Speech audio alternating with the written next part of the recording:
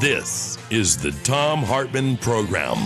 Welcome back to the second hour of the Thom Hartmann Program, and I am very pleased to have on the line with us the Iron Stash himself, Randy Bryce, candidate for Congress in Wisconsin's 1st District, seeking to replace Paul Ryan. Yes, that guy. His website, Randy, R-A-N-D-Y, Bryce, B-R-Y-C-E, for Congress.com, RandyBryceForCongress.com. And you can tweet him at Iron Stash, S-T-A-I-R-O-N-S-T-A-C-H-E. Randy, welcome to the program. Thank you much for the invitation. It's a pleasure to be with you. Happy Tuesday, Tom. Thank you. It's great having you with us. So you are a father, an Army veteran, an iron worker, a cancer survivor, and the Democrat who is running for Wisconsin's 1st. Tell us a little more about yourself in that context. Well, I'm a working person who, I get up, I pack a lunch. The last 20 years, I've been literally building our community and looking over at what's going on as far as representation. We're not getting any of it. Paul Ryan, he's been absent from having any public. Now, I was PolitiFacted. I was claiming he's been absent for over 600 days having public town halls. He PolitiFacted us, and so I have to make a correction. It's been over 650 days since Paul Ryan has had a so much for that one, huh? Public town hall. Right, and and he's also come out saying he's not going to have any more. And I think when your policies are so horrible that you're afraid to face the constituents of your district, there's a problem. And it's time. I mean, if I don't show up for work, I'm going to get fired as an iron worker. And it's time to repeal and replace Paul Ryan. It's time to repeal and replace Paul Ryan. I love it. We're talking to the Iron Stash, Randy Bryce. Randy Bryce for Congress is his website, .com. Randy Bryce, B-R-Y-C-E, for Congress.com. This guy's the real deal, and you really need to check this out.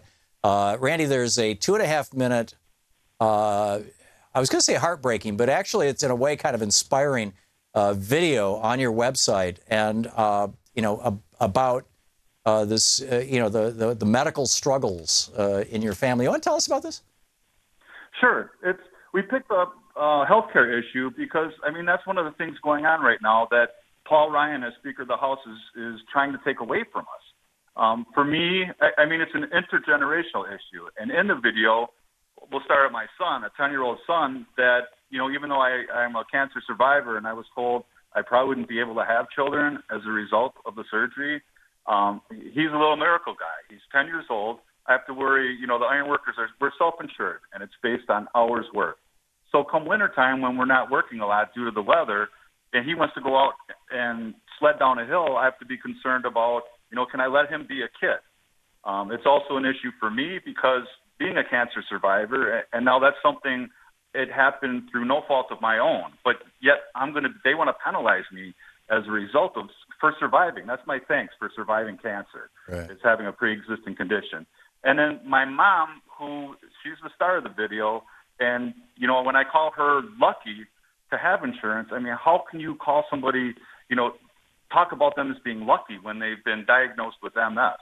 For her, that's not just her ability to be healthy. That's her independence. That's, my dad's not in the video. He's in assisted living, and he has Alzheimer's. So it's her independence to be able to go shopping on a daily basis. It's her independence just to go visit my dad. So it's a huge issue. Yeah, it really and truly is. And to stand up and take on Paul Ryan, this is something, I'm guessing when you first started thinking about doing this, that friends and advisors said, what, are you crazy? This is like David going after Goliath. That worked out well, but typically those kind of situations don't.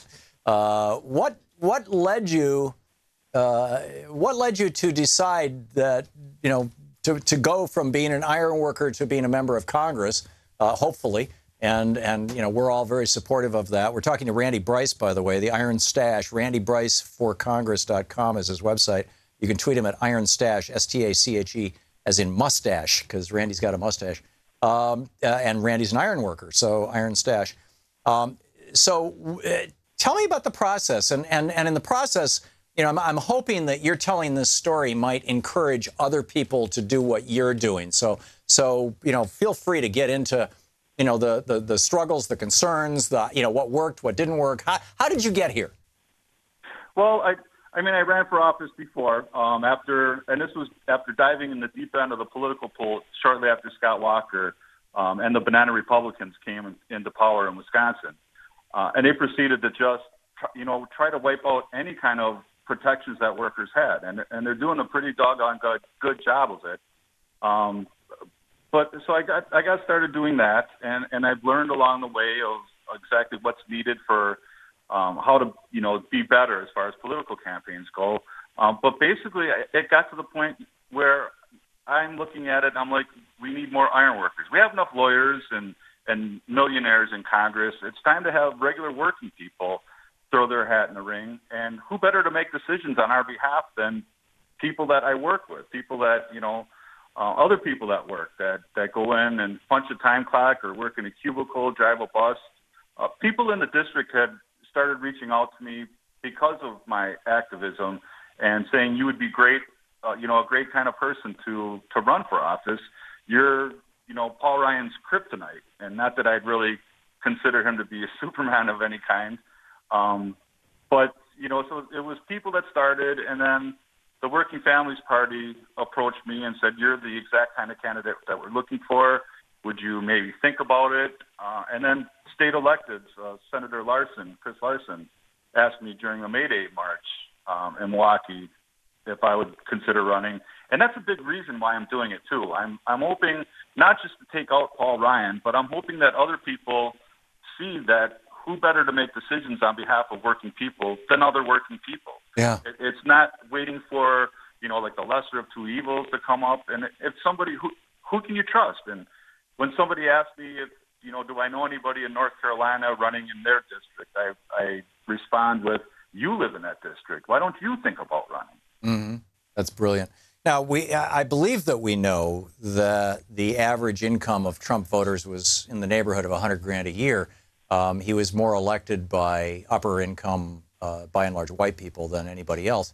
But the mythology, the story that the media seems to love to tell is that working people, specifically white working people, made Trump president.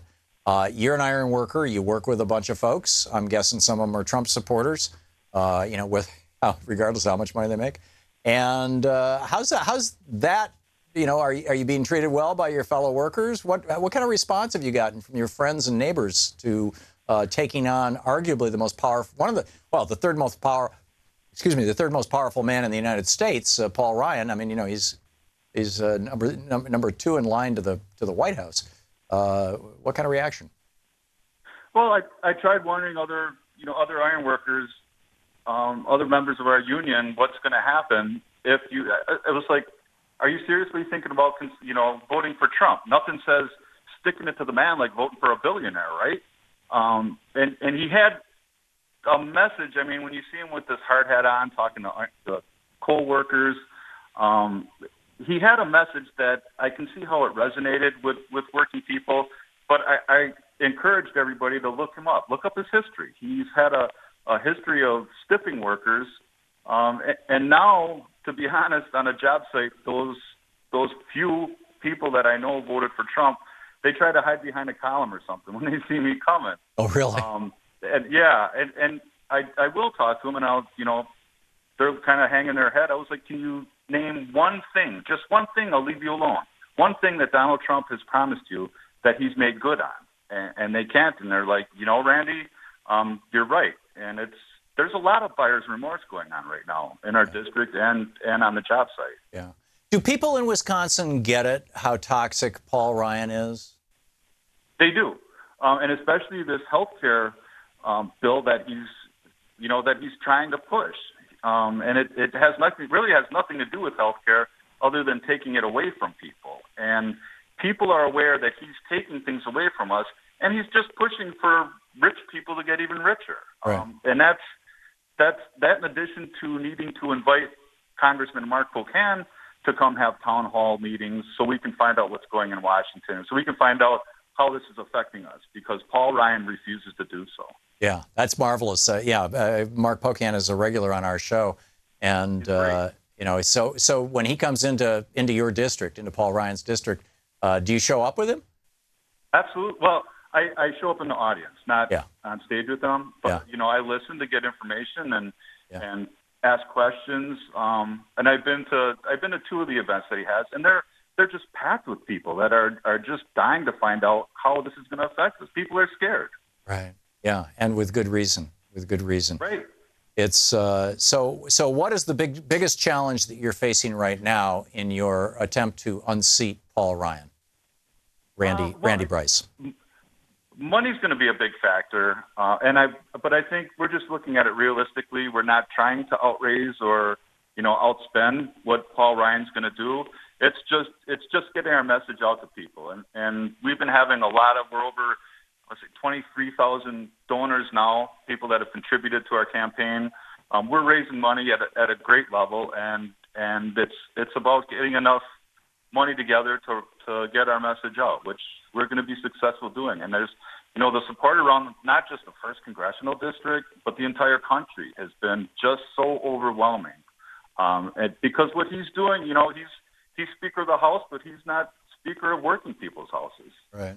And he's apparently not representing Wisconsin very much. If he's refusing to do town halls, he's refusing to talk to his constituents. I mean, if I was in Wisconsin, I mean, that's what took down Eric Cantor, who was the #2 most powerful Republican in the House of Representatives. And he just never went home to his district. He never did anything.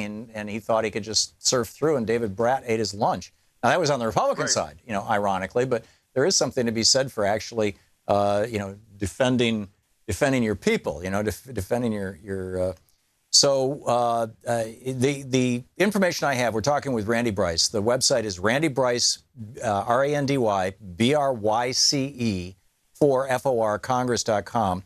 And the Twitter handle is @IronStache, IRONSTACHE. And is there any place else? You have a Facebook page, Randy? We also have a Facebook page, Randy Bryce. Randy Bryce 2018 is the @ symbol to find us on Facebook. Okay, great. Randy Bryce. So you look at these the monster slayer. I don't know what exactly.